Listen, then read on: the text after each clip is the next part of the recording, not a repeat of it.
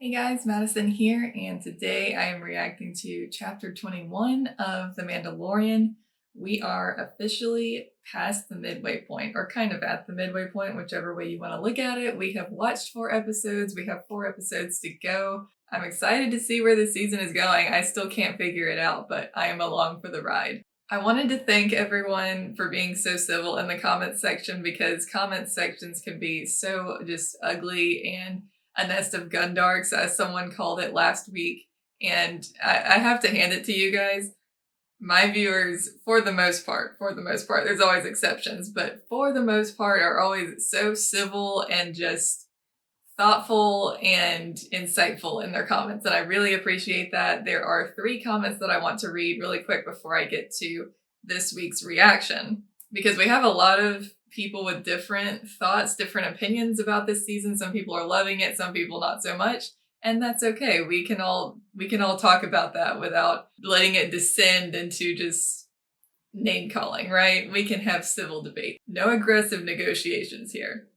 So the first comment is from Briz. Hope I'm saying that right. Says, I am happy because Bo-Katan is my favorite character and she has such a central role now, but I totally understand your critique.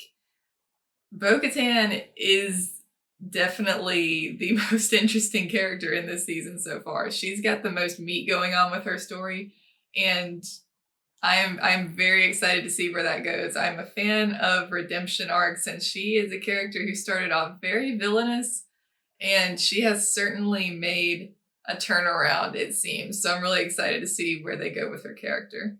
Wily Coyote 57FLH says, I predict that Paz Vizsla is going to be an upcoming problem for Din and Bo-Katan. He comes from a very powerful family but keeps coming up looking weak. The Vizslas have history with Bo from the Clone Wars days, and they both lay claim to the Darksaber. As I remember rightly, it was one of Vizsla's ancestors that made it. Yes, that is correct. That's interesting because it seems like they're kind of bridging the gap between Din and Paz Vizsla, like gaining respect back, and now he owes Din because Din saved his son. So it feels like they're bringing those 2 characters together, but I like your theory that from that could come some shame, maybe, that Paz Vizsla keeps getting shown up by Bo-Katan, by Din, and maybe that breeds some more jealousy in him. I think that's a good point. It could happen. Steve Nar, I hope I'm saying that right, says, I look at this as a bridge to the Ahsoka series. Filoni and Favreau are treating this as one big story split into 3 shows. At the end, it will go together. It's truly one big show. Moff Gideon is locked up but still pulling strings. That's why we had to catch up with Dr. Pershing. But all those TIE fighters that blew up Bo-Katan's castle had to be a certain blue guy. I know who you're talking about. Which will then lead to Ahsoka. That's my guess. Love the reaction and hearing your thoughts. Thank you, Steve. I think that's a good point. It could very much be a thing too where they're going kind of Marvel with it, where we have like Iron Man solo movies and Thor and Captain America, and then they all come together to be the Avengers. We could be kind of putting together a team of Star Wars Avengers, if you will. This is all Disney. So, and they're always kind of thinking, I hate to sound cynical, but they're thinking money and combining things to get bigger and bigger payoff, right? So they're thinking maybe we got the Mandalorian, we got Boba Fett, we got Ahsoka, we've got all these other things that we're doing, and maybe at some point they all come together and form the Star Wars Avengers and take on Admiral Thrawn. What do you guys think? I don't know. Am I crazy? I think it's possible. They have to do something to explain why all of these major, powerful, very capable characters are not around during the entire sequel trilogy, because people are like, why didn't they help fight the First Order? Why didn't they show up to help? Why didn't they fight Palpatine? And it's like, I don't know. That is a good question that they have to find a way to answer. And I think a good way to answer that is by bringing in someone huge like Admiral Thrawn, who is such a force to be reckoned with that a lot of people have to band together and form a massive force to go against him somewhere else, perhaps in the unknown regions. There's things from Rebels that I think are going to come into play there. I don't want to spoil too much because I don't know if there's anyone watching this who has not already seen Rebels, but if you haven't, you need to. You need to watch Rebels, you need to watch the Clone Wars, because that has become essential Star Wars viewing going forward. So, with that said, I'm excited to see what happens in Chapter 5 of... Chapter 5? What am I saying? Episode 5 of this season, Chapter 21. But I don't know if there's a weird glitch going on Disney Plus right now or what, but when I went to the website, it just said Episode 5, watch the new episode now. And normally it says the chapter and the title and a little description underneath, but today they're being very cryptic, and I don't know, again, if it's like a technical difficulty or if they're being cryptic for a reason today. If they're being cryptic for the sake of being mysterious, I appreciate it, because there's been a lack of that in the recaps earlier this season. So, is it a technical glitch, a technical error, or is Lucasfilm hiding something? Let's find out. Back on Navarro with the demolished IG-11 statue. Hold on a second.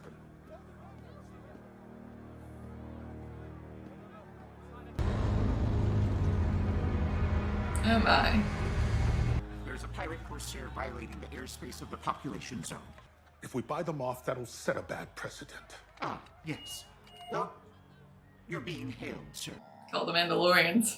Don't mistake my hospitality for weakness. Is that what you call gunning down my helmsman in cold blood? He shot first. Well, now I will shoot first. Navarro is an independent world. You are no longer under the protection of Moff Gideon. He tried to bluff. I thought Don't hail me again unless it's to surrender.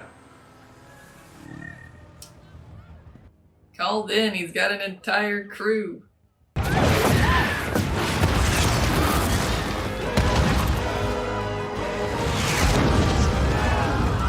This is very bad. I won't abandon my city. We have to get the people to safety.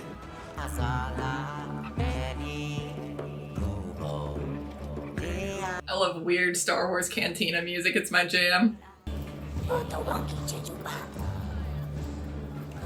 I know him. I'm humbly requesting the New Republic to send a patrol to clear out the raiders. I don't ask for your aid lightly. Too bad. I really thought Navarro was gonna make it. And forward this to Coruscant. Request permission to intercede. They haven't returned it. Is that Zeb? Then I'm just gonna have to go there and talk to them myself. They can't ignore me face to face. I like your attitude. That is Zeb. Is it not? Holy crap, live action Garazeb Aurelius. Holy crap. Speaking of Star Wars Rebels. Oh my goodness. Captain Tava here to see Colonel Tuttle. Her. It'll only be Traitor. Captain Tava, we have been attacked by Pirate King Gorian Shah. Help me, Captain Tava. You're my only hope. Public to send a patrol. I get the gist. Have you ever heard of Navarro? I have. Spent some time there, in fact. They're not a member planet. Uh-oh. We have a backlog of requests from member worlds that have priority. These events could all be connected. I think that's a bit of a leap. Really? Because I'm hearing Moff Gideon never made it to trial.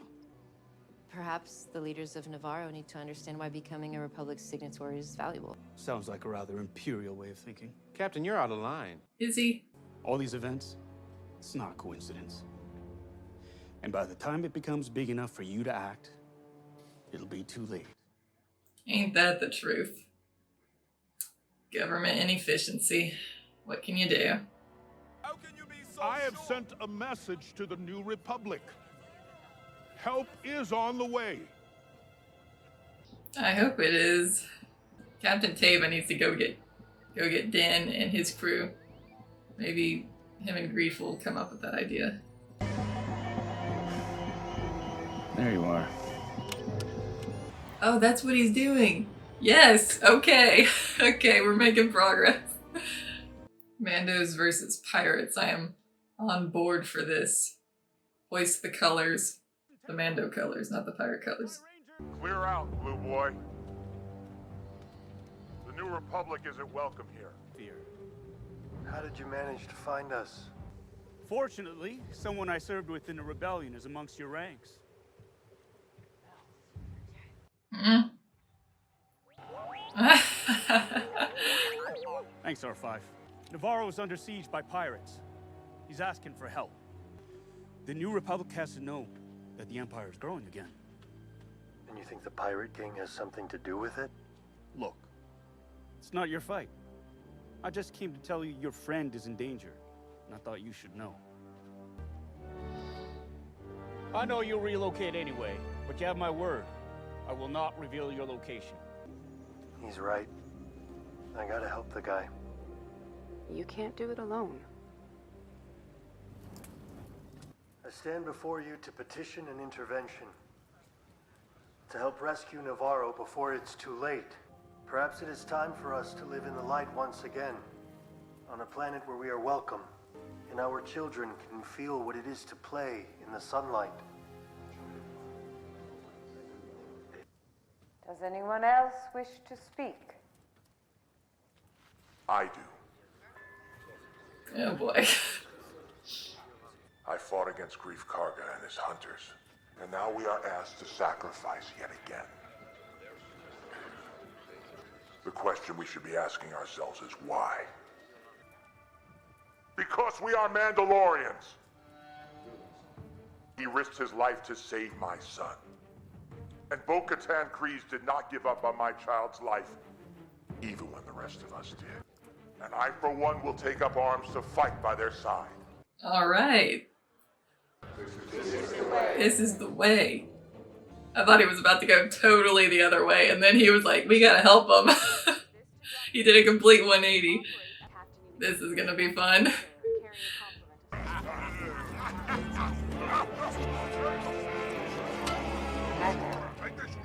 This is very Pirates of the Caribbean. Captain, there's a starfighter off our port bow.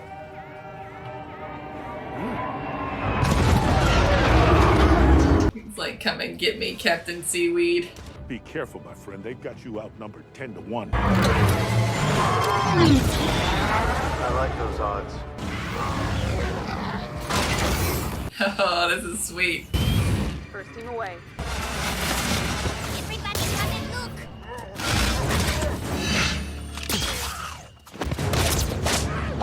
The pirates are gonna be so outclassed.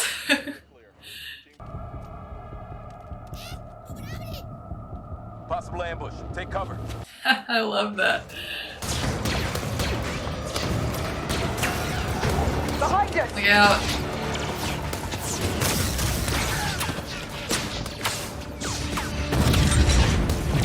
Bringing in the big gun.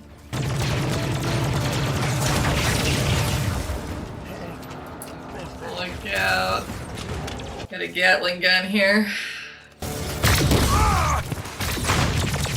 Not a Gatling gun, it's like a high-powered sniper. He's above you! He's below you! He's behind you. Oh.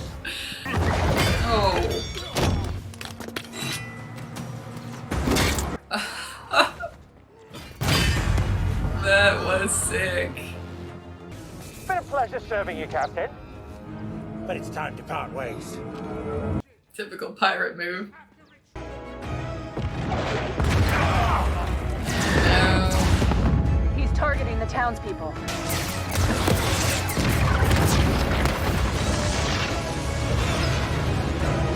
Down with Captain Seaweed.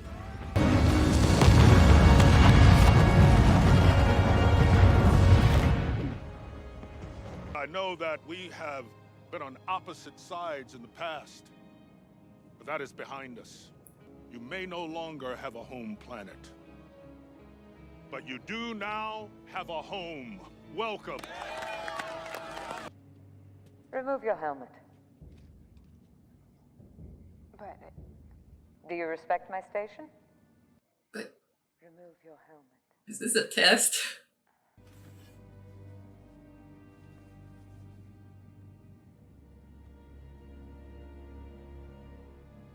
We must walk the way together.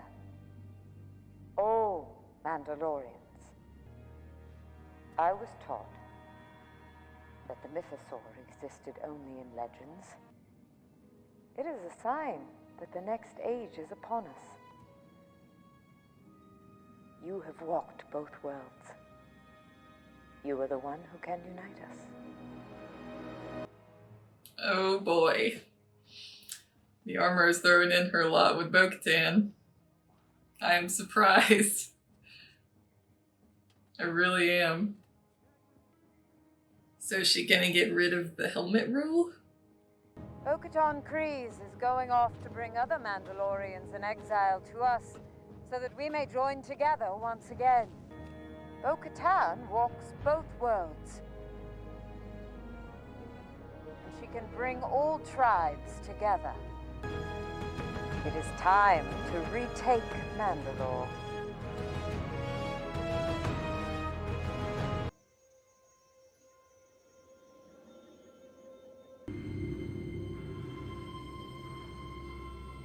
Uh-oh.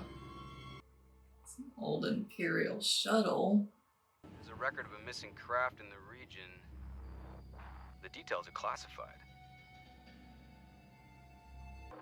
It's a New Republic prison transport. No. So did Gideon never go to prison? Flight times match the ship transporting Moff Gideon. I knew it. He never made it to trial. There appears to be something embedded in the cabin wall. Getting close on that. It's a fragment of Beskar alloy. Are you saying that Moff Gideon was taken by Mandalorians? What? Now hang on a minute. Just because it was Beskar does not mean it was Mandalorians. Because, I mean, the siege of Mandalore, the Empire bombarding Mandalore, the Empire could have easily gotten their hands on some Beskar. In fact, I feel like that's been mentioned before. So, the New Republic better not go and do something stupid and just attack the Mandalorians and accuse them when they have no proof. No proof.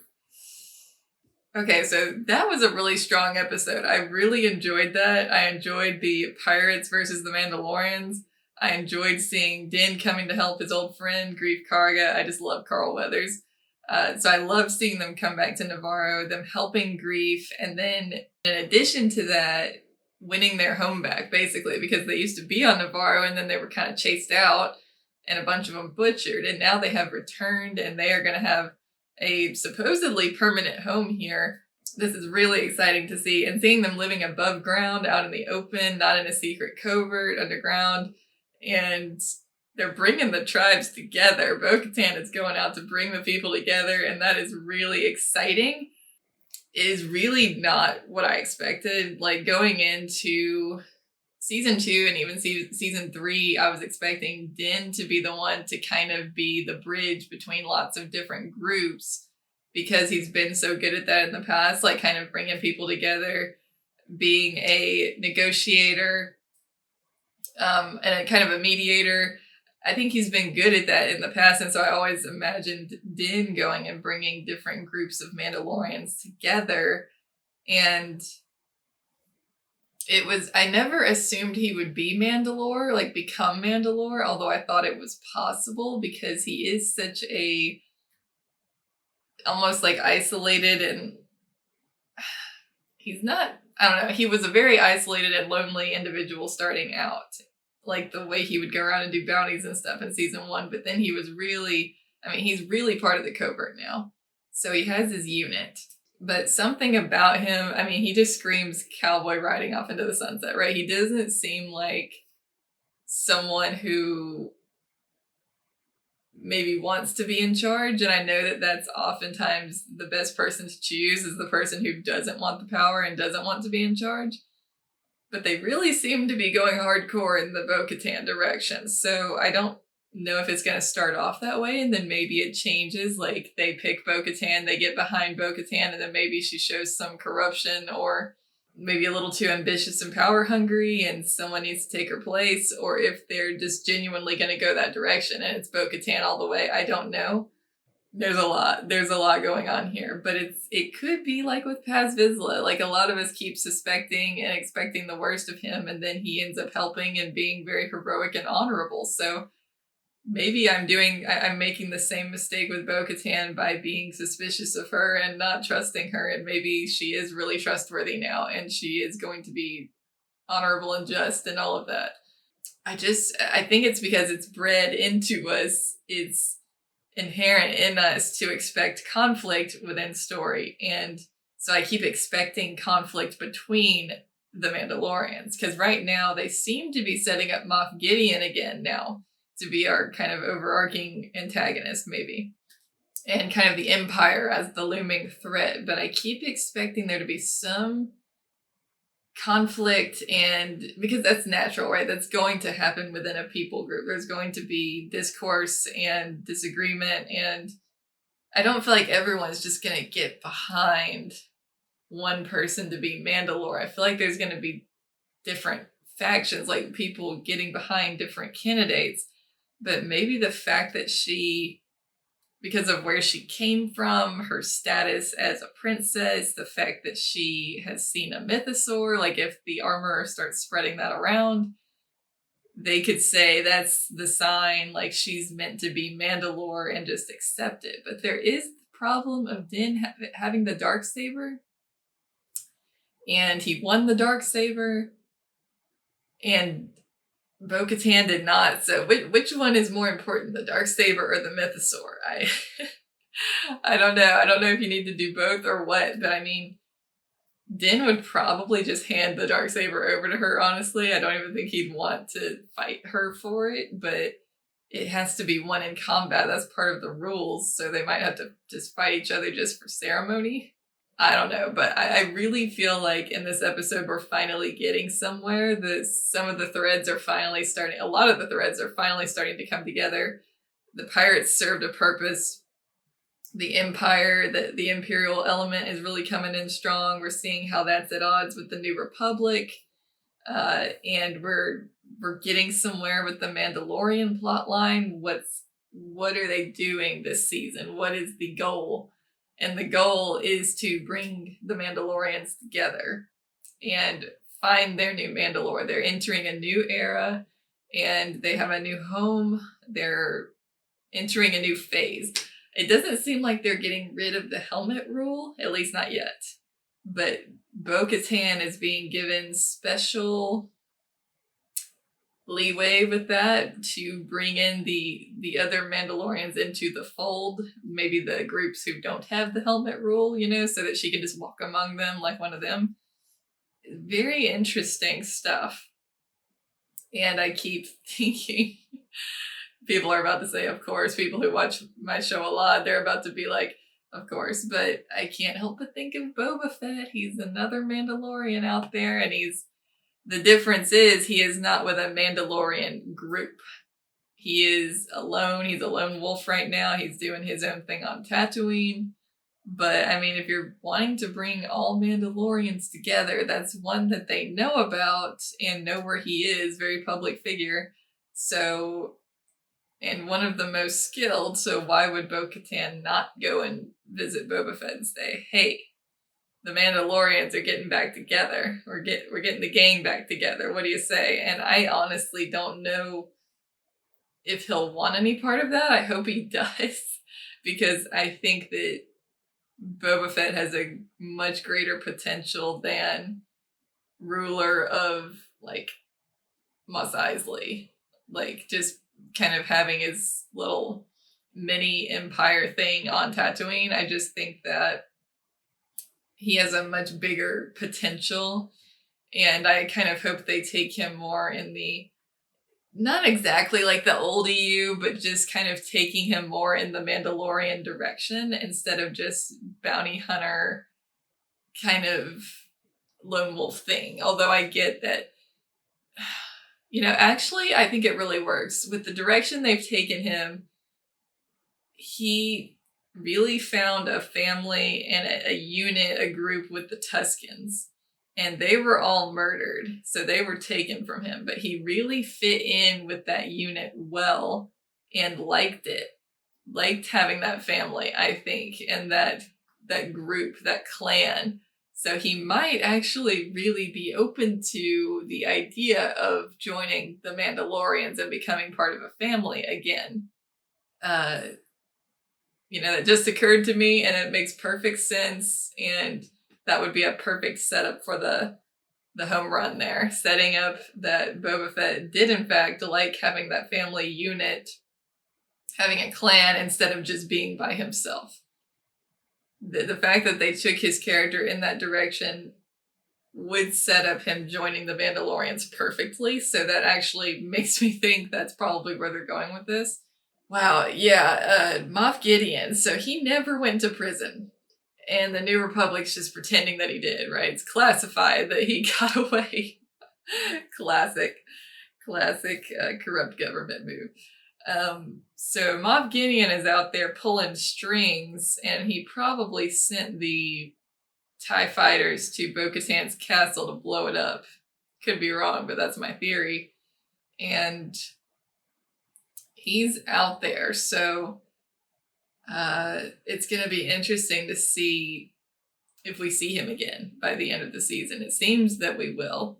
We have 3 episodes left, and they're really setting him up.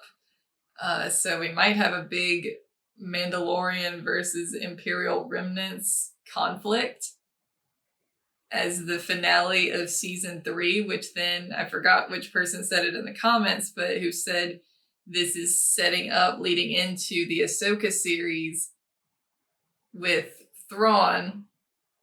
And so if we have a big conflict with Imperial remnants here at the end, it could lead directly into the Thrawn storyline. I could see how that would be a very real, strong possibility. Also, Zeb in live action. What the heck? That was such a surprise and just a casual cameo, and I'm so excited about it. Like, other than Ahsoka, is that not the first Rebels character we have seen in live action? I think it is. And that was freaking awesome. He looked great. He really did. They didn't change too much to where it didn't look like him. I feel like they pulled off that design really, really well. The Lasat design, it translated well, I think. Yeah, it's full CGI. I don't think there was any practical there, which is a little bit of a downside. It's just not quite as tactile. I think that was totally CGI. I'd have to look at it again, but he looked great. It was, again, leading into the Ahsoka series. I think we're going to have more and more cameos and setups like that. So I'm excited. You know what? I feel like they might pull this off. At first, this season was feeling really disjointed and really like, where is this going? I'm not really here for the Monster of the Week thing. This episode finally felt like, okay, they have something they're working toward. We got a lot of payoffs in this episode, and I'm really happy about that. So I'm excited to see where this goes. And yeah, great episode. So let me know what you guys thought in the comments below. Questions, thoughts, theories going forward. No spoilers if there's leaks out there. I don't want to know about any of the leaks, so leave that out. But let me know what you guys thought of this episode. What do you think of Bo-Katan becoming Mandalore? Are you behind it? Do you want someone else? I feel like our general candidates are Din, Bo-Katan, and maybe Boba Fett.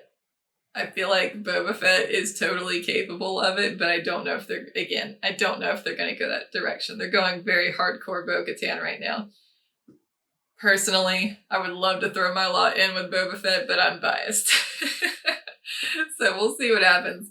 Let me know in the comments, who are you behind? Who are you voting for Mandalore? Be sure to click the link in the description below if you want to see the full-length version of this reaction. Join my Patreon. It's just $2 a month to watch all of my full-length reactions. Thanks again, guys, for watching. I hope you enjoyed, and I will see you next week for Chapter 22 of The Mandalorian. Bye, guys.